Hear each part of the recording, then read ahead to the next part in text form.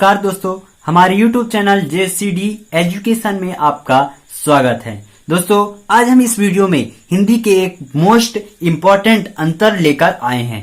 कौन सा अंतर है? जीवनी और आत्मकथा में अंतर। कौन सा अंतर है दोस्तों? जीवनी और आत्मकथा में अंतर है। यह अक्सर पूछे जाने वाला प्रश्न है दोस्तों कि जीवनी और आत्मकथा में क्या अंतर है। एक अक्षर 9वीं, 10वीं, 11वीं और 12वीं के लिए सबसे ज्यादा मोस्ट इम्पोर्टेंट प्रश्न है, यानी यह 4 नंबर का अवश्य पूछा जाता है। दोस्तों, यदि आप हमारे चैनल पर अभी न्यू हैं तो हमारे चैनल को सब्सक्राइब कर लीजिए और बेल आइकन को अवश्य प्रेस कर लीजिए ताकि आपको समय समय पर वीडियो का नोटिफिकेशन प्राप्त होता रहे और वीडियो को लाइक अवश्य कर दीजिए। दोस्तों, आप इस वीडियो को अपने दोस्तों में जरूर शेयर कीजिए ताकि उनको भी अच्छा वीडियो प्राप्त हो और उनको भी अच्छे से आसानी से याद हो सके। तो पहला क्या है अंतर जीवनी में? जीवनी का पहला पॉइंट है, किसी व्यक्ति के जीवन को प्रस्तुत करना जीवनी कहलाता है। यानी कोई भी व्यक्ति है, जैसे आप ही हैं, तो आपके जीवन के बारे में जो भी हम प्रस्तुत करेंगे, यानी जो भी हम लिखेंगे, तो वह क्या कहलाएगी? जीवनी कहलाएगी। यानी किसी के जीवन के बारे में लिखना ही जीवनी कहलाता है। सिंपल सी भाषा।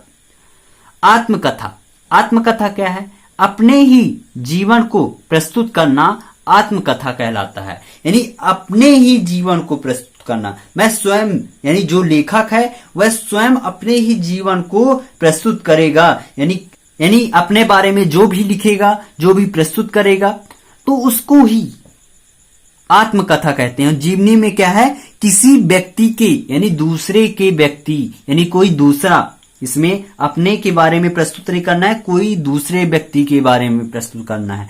और आत्मकथा में स्वयं के जीवन को प्रस्तुत करना आत्मकथा कहलाता है। इस पॉइंट को आप समझ गए होंगे, ठीक? आशा करता हूं। दूसरा पॉइंट है, जीवन में विवरण और तथ्यों पर ध्यान रहता है। यानी जीवनी में क्या रहता है? विवरण और तथ्यों पर सबसे ज्यादा ध्यान रहता है। यानी कोई भी सेंटेंस इधर का उधर ना हो, ठीक? आत्मकथा में अनुभूतियों की गहराई होती है।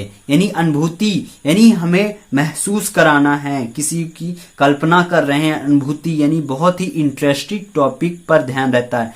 लेकिन इसमें जो जीवनी है, इसमें तथ्यों पर ध्यान रहता है, विवरण पर ध्यान रहता है कि कोई हमसे गलती ना हो जाए उसके जीवन के बारे में लिखने में। लेकिन आत्मकथा में ऐसा नहीं रहता है, ठीक? तीसरा पॉइंट है, जीवनी वर्णनात्मक शैली में लिखी जाती है। यानी जीवनी को वर्णनात्मक शैली में लिखते हैं। कौन सी शैली? वर्णनात्मक शैली में जीवनी को लिखा जाता है। जो आत्मकथा है, तो आत्मकथा को हम कथात्मक शैली में, कौन सी शैली में? कथात्मक शैली में लिखा जाता है। किसको? आत्मकथा को। ठीक दोस्तों, अपना चौथा पॉइंट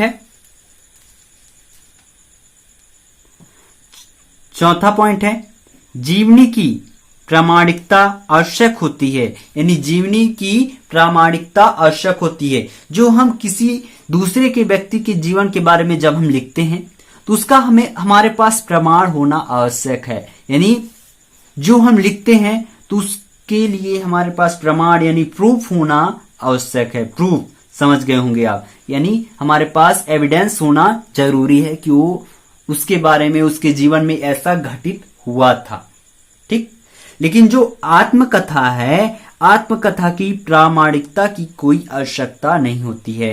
यानी आत्मकथा में जब हम अपने जीवन के बारे में लिखते हैं तो हमें कोई भी एविडेंस देने की आवश्यकता नहीं होती है, एविडेंस की आवश्यकता नहीं होती है। यानी प्रूफ देने की, प्रमाण करने की आवश्यकता आत्मकथा में नहीं होती है। तो ये रहा हमारा 4 पॉइंट, जीवनी और आत्मकथा में अंतर। ऐसे ही हमने कई अंतर बताए हैं। संस्मरण और रेखा चित्र हो गया, कहानी और उपन्यास में अंतर। तो हमने कई अंतर बताए हैं। आपको इसके अतिरिक्त और कई अंतर हैं जो हिंदी के मोस्ट टॉपिक हैं। तो हमारे चैनल के प्लेलिस्ट में सभी वीडियो दिया गया है, आप उनको जाकर अच्छे से पढ़ लीजिए क्योंकि आपके परीक्षा में बहुत ही महत्वपूर्ण है। यानी आपकी परीक्षा में ज्यादा पूछे जाने वाले प्रश्न हैं दोस्तों। तो इस तो आज के लिए बस इतना ही। जय हिंद, जय भारत।